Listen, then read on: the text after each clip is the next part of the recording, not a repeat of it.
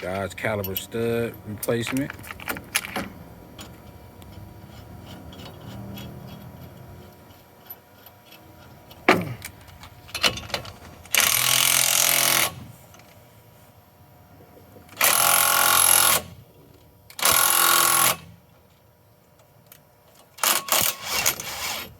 Y'all notice this technique. Go ahead and tell them who you is. It's my man T. Lee Williams, mechanic. Been mechanic for about 22 years. And Where you from? Located, all that, you know? Iowa, Fort Madison, Iowa. I come up here to get this done and get it back. Try to get it done as fast as I can, easiest way possible without no problems. And that's how you get it done without damaging stuff and having it pre-ready so you don't have to continuously check it on your way of getting it done.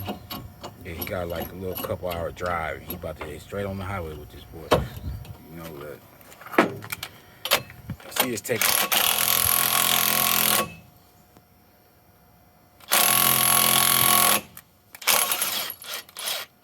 Just make sure it's seated on the back side so don't come loose. Got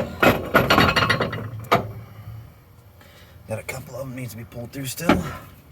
Anybody got any knowledge to know anything about this, they know you got them way farther than what they would be if you just put them in there with your hand and put the wheel on. So, yeah, this could be a very hectic situation.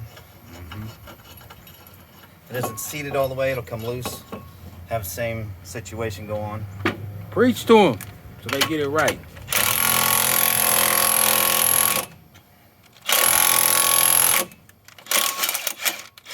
All right, we're going to catch them at the end.